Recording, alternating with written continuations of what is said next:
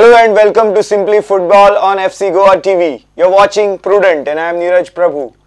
The Gods are up there in the race for the semi-finals and they just now need a point to clinch the playoff position. FC Goa's 5-1 victory over 80K was a tremendous performance given that they had to win this game and really keep their hopes for the semi-finals alive. FC Goa had never defeated 80K in the history of the ISL and they had to do this at a time when the entire pressure was on Sergio Lobera's boys. And the way they responded, it was just tremendous. A free-flowing attacking game of FC Goa resulted in 5 goals. And now the Gods have done that in 2 games on a back-to-back pattern. The total goals scored in these 2 games is 9 and FC Goa continues to be the highest scoring team in the ISL 4. Sergio Lobera was delighted with the performance and happy have been all the fans who were at the stadium. Over 17,000 fans had packed in at the Nehru Stadium to cheer for FC Goa. The Gods co-owner Virat Kohli was also at the stadium and the players really gave their best to get the result to keep the Gods in the reckoning for the semi-finals position. We have with us in our studio as always former India forward Francis D'Souza. Francis, FC Goa needed to come out all guns blazing and they did it in great style last night. The Gods are flying high once again.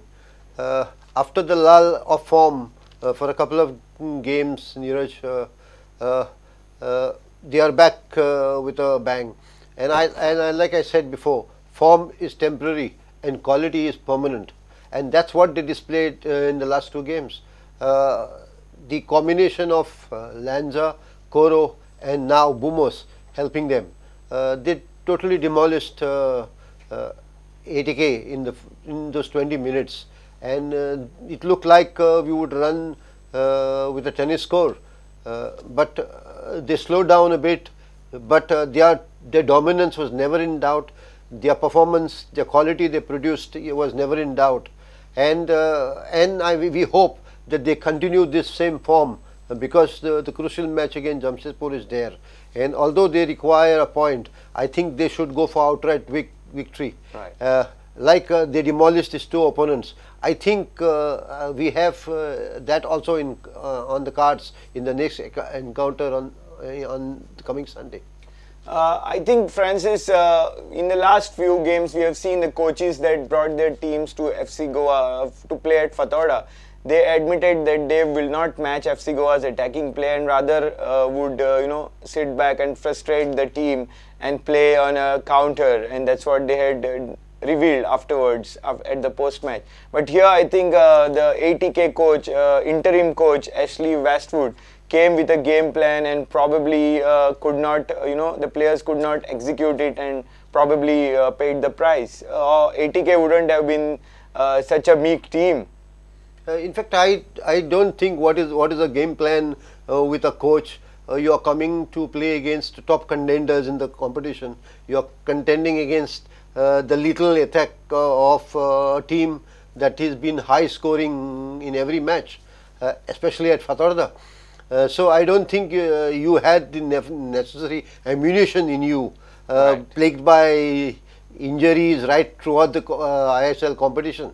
So you tried to put up a brave front initially by playing those 10-15 minutes which they did initially, but you at the back of his mind, I think Ashley Westwood knew that there was no way that his boys could stop Koro and company.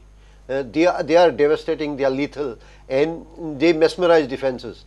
And on a given day, I think it's difficult for the current dispensations in the ISL to hold them back from scoring goals, and they will always be a threat for any opponent they play.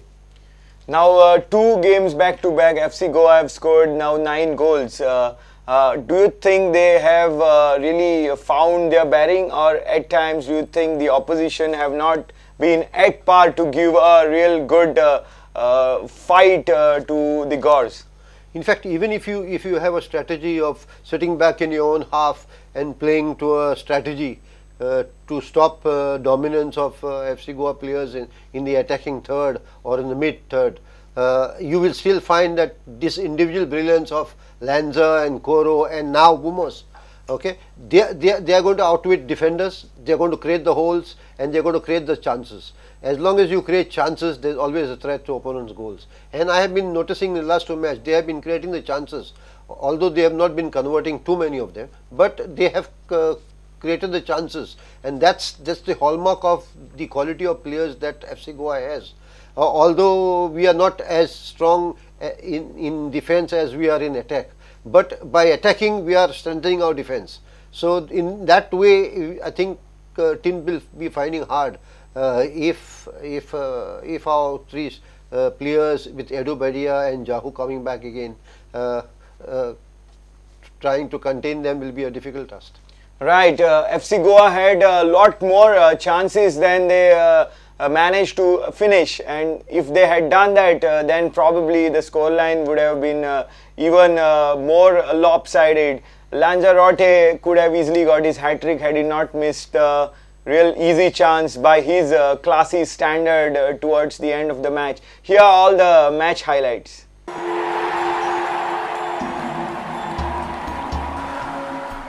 Right, some really classy moments there and really good goals coming. And which was the goal that you enjoyed the most? In fact, I think we have beautiful goals scored by all the players. But then you see the quality of the goal that Koro scores by the free kick. Okay, we haven't seen Koro doing dead ball situations for the first time. We always thought Lanza was the man to convert those dead ball situations, but then Koro has given us a good goal. And Lanza, as usual, he is a master class by himself, and it's always a delight to see him score goals. The ball supplied by Pranay Haldar to Lanzarote when he scored that goal in the 21st minute, that was just so measured and really world-class service by Pranay there, a diagonal crossfield ball. Yeah, I think Pranay has been good injection in the team, and he has lived up to the standards that is required for Lanza to score these goals. But I still feel the goal that Lanza scored, cutting across the goal line, having a fake and then turning the ball in the corner, right, and that was a delight to watch. Absolutely.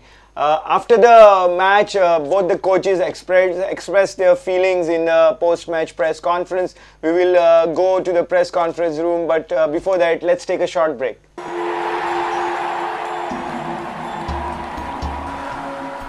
Most of the coaches who came here in the later part of the season, they admitted FC Goa were too good in their attacking play and they wouldn't match that. Did you try to match them and paid the price?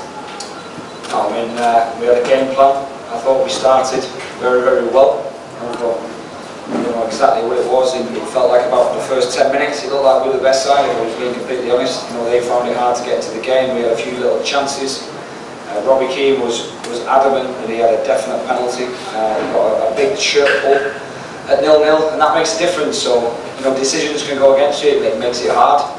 But then we can see from a set piece, you know, the lad gets almost a free header, and you can talk about tactics, you can talk about anything you want, game plans, formations, individuals, but if you can see from a set piece and you don't stop those and you give them an easy goal, you know, a direct header, which has happened a few times this season, then when you're low on confidence, it's going to be hard.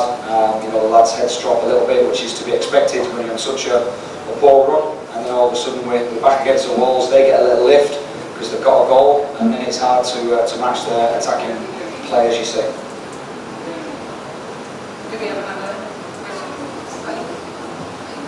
Commiserations in the close, coach. I think ADK have suffered one of the most number of injuries this season.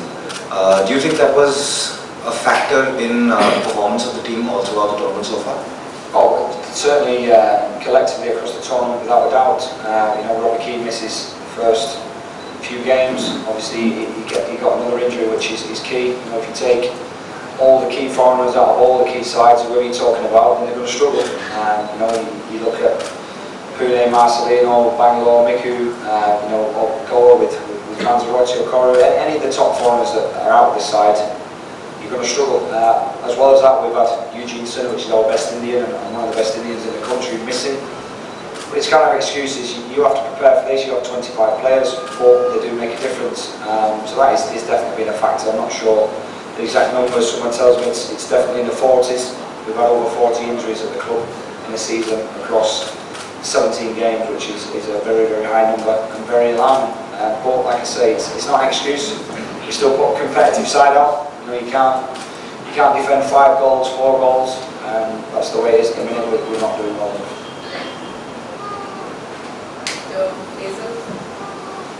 Hello coach, I'm Basil Pinto from the Goan every day. My question is, in the first half you had started with only 4 foreigners. What could be the reason the 5th foreigner coming in at the start of the second half made quite a difference? To be honest, Zaquino has been out with a hamstring injury. You know, he got a good tear, you know, a 5-6 centimetre tear in his hamstring 5 weeks ago. So he was never in the plan to get too many minutes today. You know, as a progression, he's only trained with us 1 day. He went back to Portugal for some rehabilitation. He got himself fit. He'd done a little bit of training, and it was always a risk putting him on. So we shouldn't have actually played him. We should have played the game with 4 foreigners. But credit to him, he wanted to play. Come on, he'd done well. You know, we eased him into the game, and the minutes were doing well. But that's the reason why we couldn't start with 5. There was no way he should have started the game. And like I say, we shouldn't have really put him at half time if we're doing everything ethically correct. If we have no other questions, Coach, you've been such a successful coach in Indian football. So, how hard it is to stand on the sidelines and watch the club go through such a bad phase? No, it's extremely frustrating. I find it hard, emotionally hard, because, you know, like you say, you want to be a winner. I am a winner as a player. I was a winner as a coach.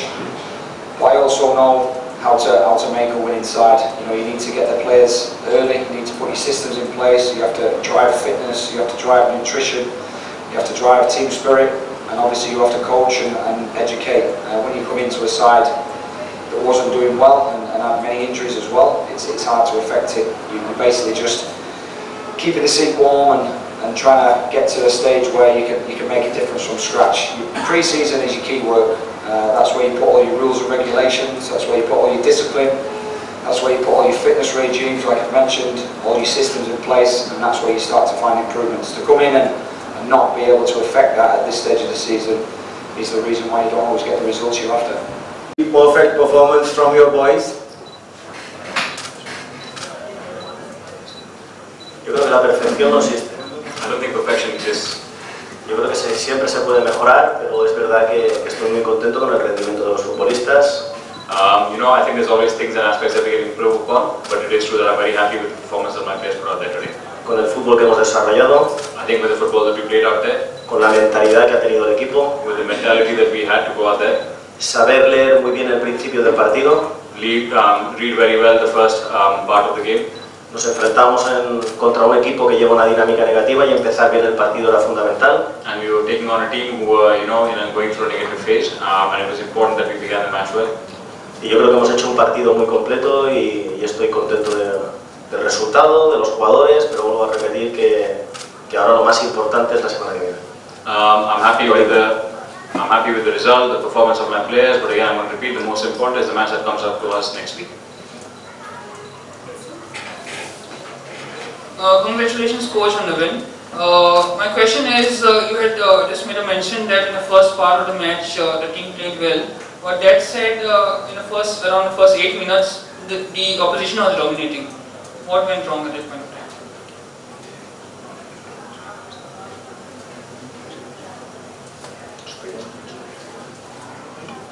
Yo no lo he visto así al 100%. I didn't see it the same way you did.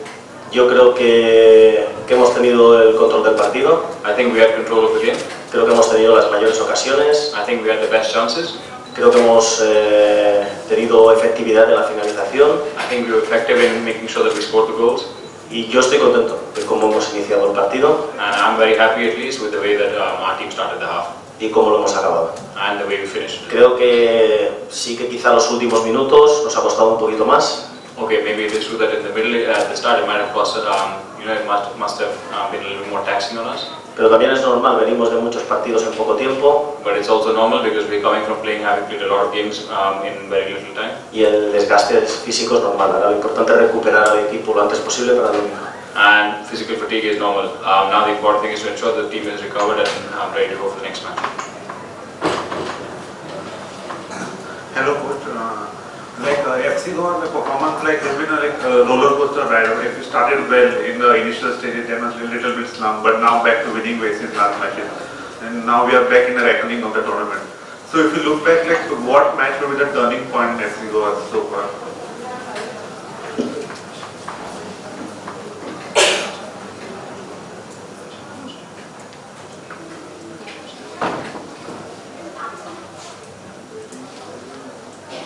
Bueno, yo creo que en los 5 partidos donde solo conseguimos 2 puntos merecimos más.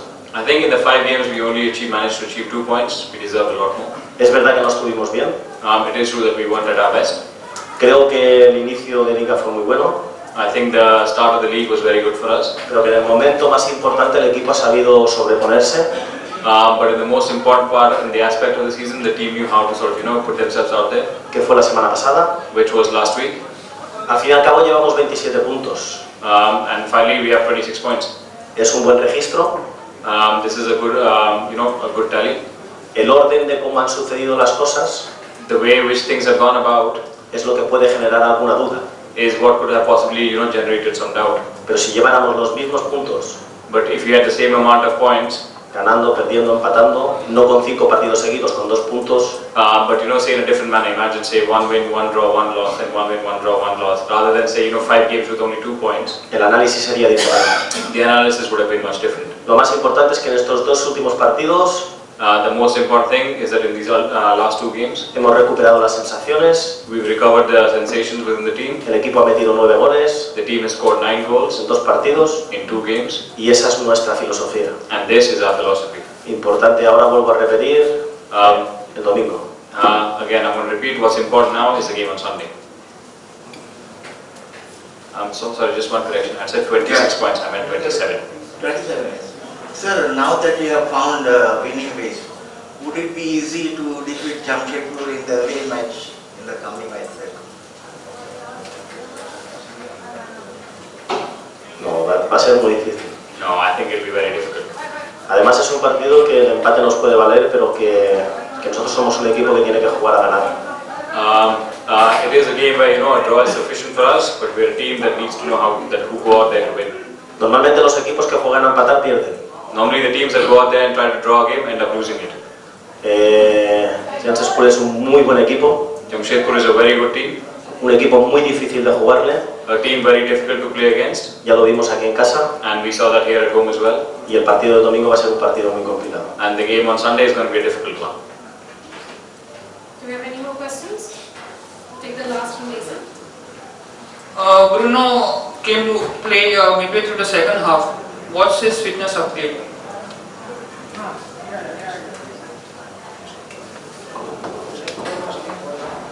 Está bien.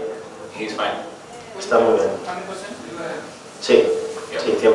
Lo que pasa es que hoy hemos decidido que Sergi jugara.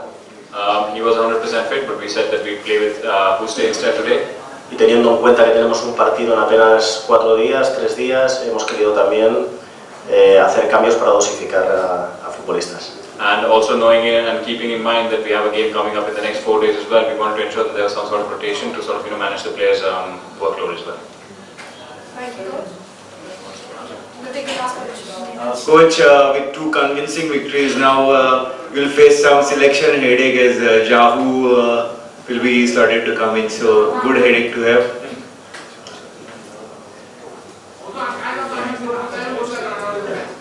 A mí estos dolores de cabeza son los únicos que me encantan. I think these are the only sort of headaches that I really love. Son buenos dolores de cabeza para un entrenador. I think they're good headaches that a coach might want to have. Tener a los jugadores en buen nivel y tener problemas para elegir es muy positivo. to have players of a good quality and level, and then having to choose between them is, it's very positive. Me duele más la cabeza cuando no puedo elegir. It hurts my head more when I don't have an opportunity to select the players around. Right, FC Goa coach is so focused, and he wastes no time on self-admiration or accolades on his boys right now, because he's still not achieved the target of the semi-finals place as yet. So he believes that the team will go out there for a victory and not for a draw, even though the draw suffices. Yeah, that's a good part of coach, to have not to get overconfident and never like the overconfidence creep into the team. The coaches are very cautious, but all the same, let me tell you, Neeraj, that if they start performing like this, I think it's difficult for any team to contain them. And we are very, very strong contenders, not only for semi-finals but even for the to winning the trophy. But they have to come up with performance like this. And if they lose their form again in between semi-finals, both the semi-finals, I mean, the stories can be different, because you have seen the last 5 games. But since they have got their confidence, and with confidence comes success, and it's a good thing that now they are going into the final rounds of the competition, and their morale is very high and their confidence is very high. Right. Francis, we've seen how FC Goa's season has panned out. We've seen a really good start to the season, then the lull wherein they couldn't win a single game in a span of 5 games, and now they have struck 2 really free-flowing performances in 2 successive victories. So with that regards, it feels like FC Goa have found solution to their problems of defensive frailties, and the goalkeeping has also improved with regards to Naveen Kumar replacing Kattimani. So do you think they can still improve and become contenders? Because when they get into the top 4, they'll come across really seasoned teams there like Bangalore FC. So with that regards, what do you think they need to do now? In fact, the fragility at the back will always persist. But they are growing in confidence. They had last match in Pune was a clean sheet. That might have given them a little bit of a confidence. But yesterday again they allowed Rob Keane to take the honours of scoring the only goal of the match. But in any way, I don't think they are in a possibility of bringing up their performance. They will be always fragile at the back, but they have to be careful. And as long as the scoring is they are scoring goals in numbers, I mean, for them to play this game with a little of lack of confidence will always be there. And except for Bengaluru, I don't think there is any other team that can take advantage of the fragile defense. Right. Looking forward to the most important match now on Sunday. Obviously, Ahmed Jahu is now available, so there's a selection headache for the coach to tinker with the winning combination. I think, in my opinion, I think he will go with his original 5 foreigners. And with Bruno having come and played yesterday, he showed little signs of fitness again. So whether it's Bruno or Juste, I mean, it won't make much of difference. Juste was quite good though. Yeah, he was quite positive yesterday, and his approach and his aggression was delightful to watch. But I think he will prefer to have Jahu, Edobedia and Koro and Lanza up front. And I think he will use Bumo as a step in to add more power and sting into the attack. So that would mean all Indian back 4 if he wants to use Bumo as well. Yeah, then you have a problem at the defense, which as it is a fragile and Ali defense. has a injury to his knee. So again you have Sana coming there, but if you don't have a foreigner, it's not going to give you a stability in the defense. It's going to be more fragile. But I don't think Lobera will take that chance, because he better play safe than to be sorry. So in that way, I think he will persist with the same lineup. He has been consistently fielding in those earlier matches. So Bumo may take the place on the bench. Maybe initially for a couple of minutes, till he sees the performance of the team and the opponents. So a tricky situation there. Yeah, really, because Bumo has played well to be a strong contender for a position in the team. And there is no doubt he is effective when he comes on, and he has a start for last game. So I think Lobera will have to play his cards very, very positively. Right, so there you go. This is the situation now. It's just down to the final league match of the season for FC Goa to clinch that playoff position, and they definitely have shown that they have it in them to score plenty of goals and also off late to protect their citadel, and that's all Sergio Lobera's team needs now. Just a draw would suffice, but the coach has been really adamant that the team will definitely go out to Jamshedpur and play for that victory. A quick prediction here by Francis. I think we should come victorious back from Jamshedpur and see ourselves as strong contenders for the title. Wonderful. That's all the time we have, and we sign off with a positive, optimistic note as always. That FC Goa, whenever they have been down, staring at the barrel with their backs to the wall, they have really come out with a really strong reaction, and now they have everything in control. So we hope and we definitely feel confident that the boys will go out there in a great frame of mind and seal that playoff position. Not only can they just scrape into the semi-finals, they can even go to the second position if they win that game, and also some of the other results go in their favor. So it will be better with regards to the semi-finals matchup if FC Goa clinch the second position in the league phase. So that's all the time we have in this show. Keep watching Prudent. Goodbye.